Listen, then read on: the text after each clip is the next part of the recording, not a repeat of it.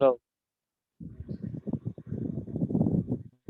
Good day, everyone. We are here to discuss the Republic Act number 9211 or the Anti-Smoking Law. The policy of this act is to protect the populace from hazardous products, and it also promotes the right to health and instill health consciousness among people. Ito ay isang batas na nagre-regulate ng packaging, gamit nito, sale distribution, maging sa advertisements of tobacco and cigarette products. Ang batas na ito, ang main purpose niya ay to promote a healthful environment and inform the public of the health risks associated with cigarette smoking and tobacco use. Next po.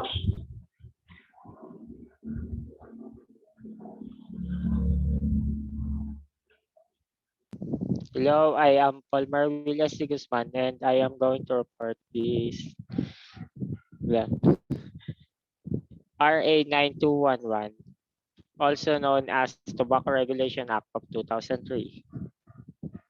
It is the policy of the state that aims to protect the populace from hazardous products and to promote the right to health and instill health consciousness among them.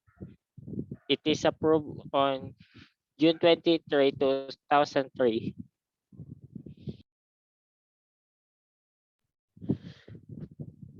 Tobacco use in the Philippines. Among Asian countries, the Philippines has one of the highest per capita cigarette use rates.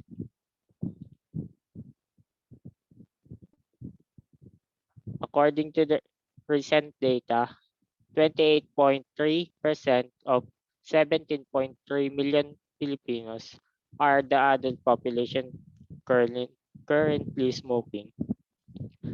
47.6% are males and 9% are females.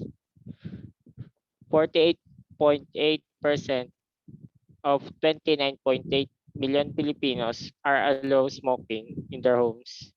39.6% of adult workers report exposure to tobacco smoke in enclosed areas at their workplace in the past month.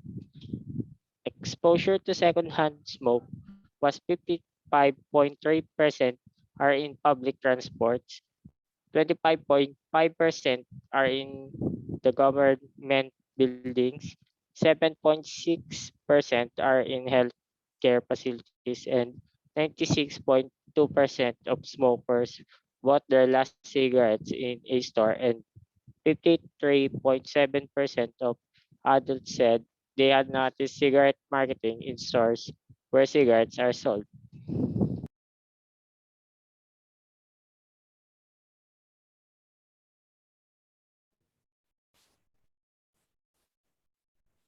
Good day, everyone. I am Shanaiah, Mitch, and Evangelista, and I will be discussing you the importance of this law. This act was created to promote a healthy environment and protect citizens from the dangers of tobacco smoke, as well as to educate the public about health consequences of cigarette smoking and tobacco usage.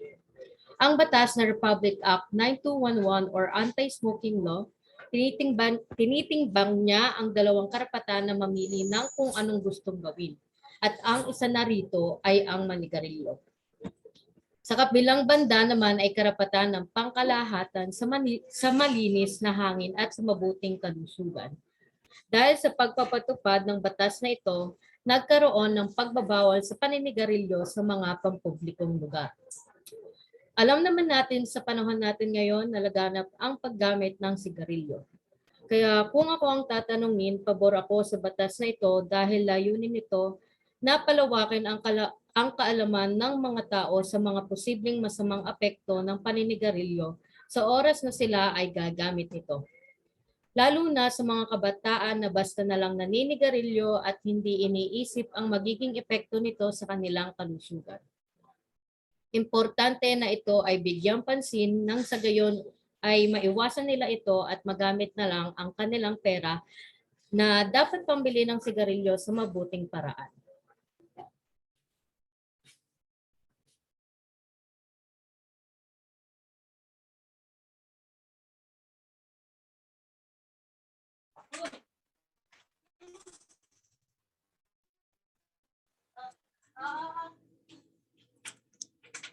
Hello, I am Marian Peteza and I will discuss the penalties and violations of Republic Act.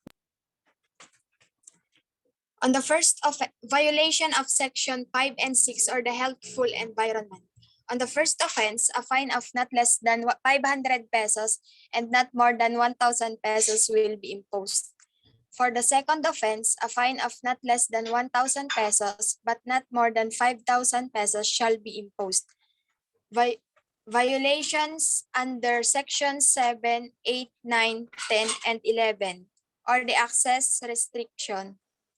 Sino mang tao kahit anong negosyo at establishmento na nagbebenta at nagbibigay o bumibili ng sigarilyo o anumang ibang produkto ng tabako para sa mga minor de edad ay pagmumultahin ng hindi bababa sa 5,000 piso o maaaring pagkakulong ng hindi hihigit sa 30 araw sa pagpapasya ng hukuman.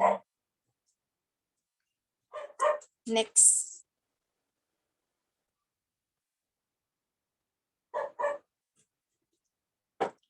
Violation of sections 13 to 27 or the advertising and promotions. On the first offense, a fine of not more than 100,000 pesos or imprisonment of not more than 1 year or both at the discretion of the court shall be imposed. On the second offense, a fine of 200,000 pesos or imprisonment of not more than 2 years or both at the discretion of the court shall be imposed. On the third offense, bilang karagdagan sa multa hindi higit sa 400,000 piso o pagkakakulong ng hindi higit sa 3 taon o parehas ito sa pagpapasya ng korte. Ang mga business permit at lisensya sa kaso ng isang entidad ng negosyo o establishmento ay kanilang babawiin o kakansilahin.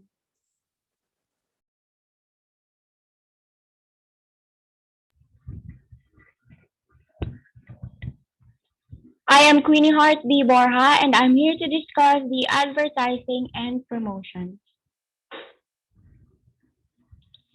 Warning on cigarette packages under this act, where all packages in which tobacco products are provided to consumers withdrawn from the manufacturing facility of all manufacturers or imported into the Philippines intended for sale to the market shall be printed in either English or Filipino on a rotating basis or separately and simultaneously.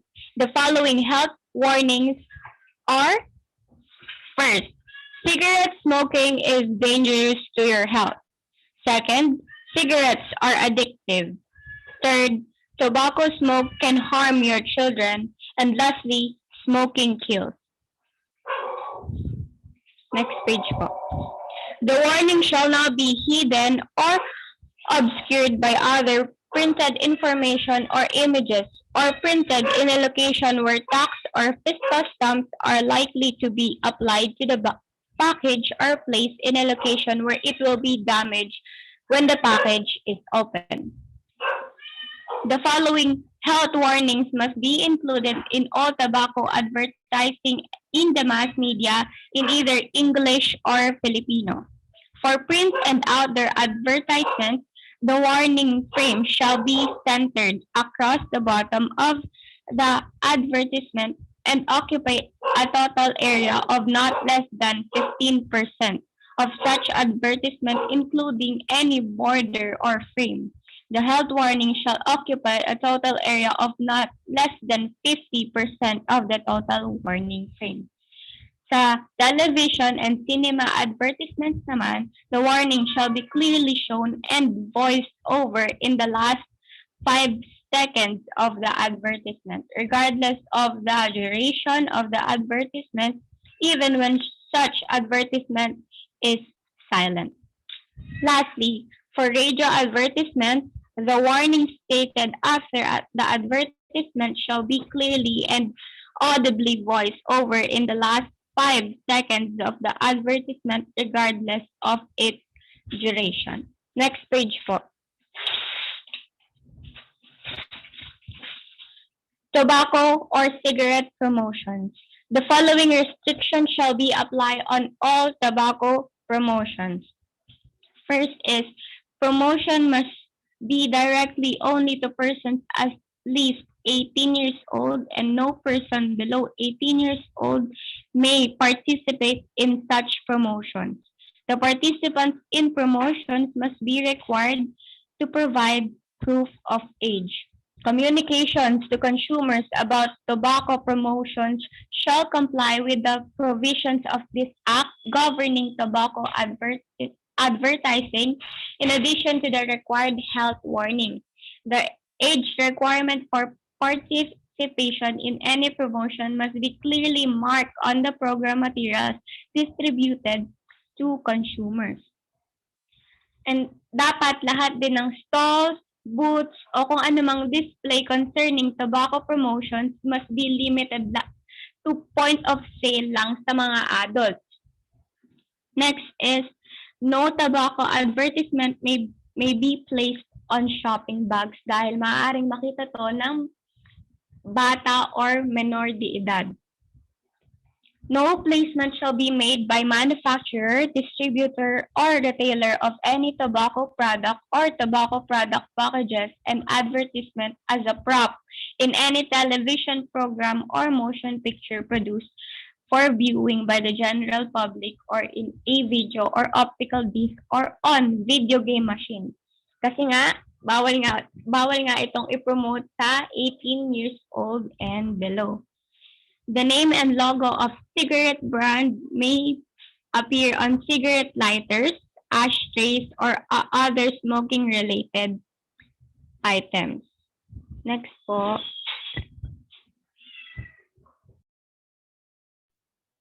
I am Angel and Rama, and I will be discussing the restriction. Vending machine self-service facilities, unless the vending machine has a mechanism for age verification, the sale or distributions of tobacco product to minors by means of a vending machines or any self-service facility or similar contraptions or device is prohibited except at the point of sale establishment. A vending machine doesn't have the capacity to know or not to know whether the customer is at legal age or still a minor. So basically, selling of tobacco products should only be sold in establishment operated by human. Retailer compliance with respect to self-service facilities. Each retailer shall ensure that all tobacco-related self-service displays or facilities advertising, labeling, and other items that are located in the establishment of the retailer and that do not comply with the requirements of this act are removed or are brought into compliance with the requirements of this act. In addition to this, all the retailers should comply with the self-service facilities rules on selling all tobacco product. Next po. A minimum age sales for any retailer of tobacco product to sell or distribute tobacco product of any minor. For any person purchase cigarette or tobacco products from a minor. For a minor to sell or buy cigarettes or any tobacco product, and for a minor to smoke cigarettes or any other tobacco product. The restriction goes to all the retailers, consumers, and user of tobacco product must be of a legal age 18 years old and above. Sale of tobacco product within school perimeter. The sale or distributions of tobacco product is prohibited within 100 meters from any point of the perimeter of a school, public, playground, or other facility frequented, particularly by minors. Also, if the store is within the vicinity of a school, it should be at least 100 meters away from any point of perimeter of the school. It also goes to all the users, suppliers, and retailers of the said product. Next po. Signage, point of sale establishment offering, distributing, or selling tobacco product to consumers shall post the following statement in a clear and confused manner. Sale, distribution, store, purchase by minor of tobacco product is unlawful, or it's unlawful for the tobacco product to be sold, distributed to or purchased by person under 18 years of age. Proof of age verification. In case of doubt as to the age of the buyer, retailer shall verify by means of any valid form or photographic identification containing the date of the birth of the bearer that no individual purchasing a tobacco product is below 18 years of age. Selling cigarettes or tobacco products ay nararapat lamang sa tamang edad na 18 pataas. Madadami ding kabataan ng iniiba kanila edad upang makabili ng cigarettes, at kung ikaw man ay makaka-encounter ng ganito, maaari kang humingi ng pruweba na nagpapatunay na sila ay nasa tamang edad na. Next po.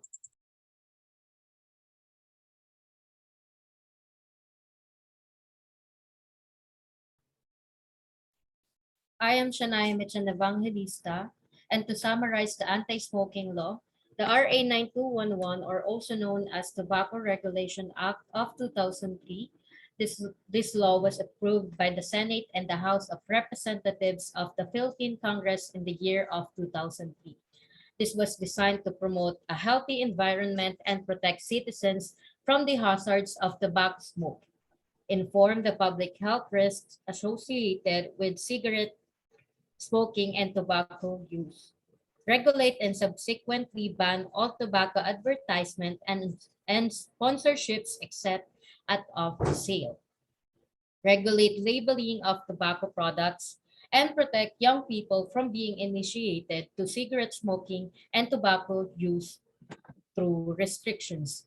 As I have said earlier, this law was implemented upang bigyang ideya ang bawat mamamayan sa masamang dulot ng paninigarilyo. We prepared a picture here that says, "Stop smoking and save your life." It means that it is not too late to change your habit into a healthy living life. Again, we are Group 2 MATAPAT. This is RA 9211, or Anti-Smoking Law.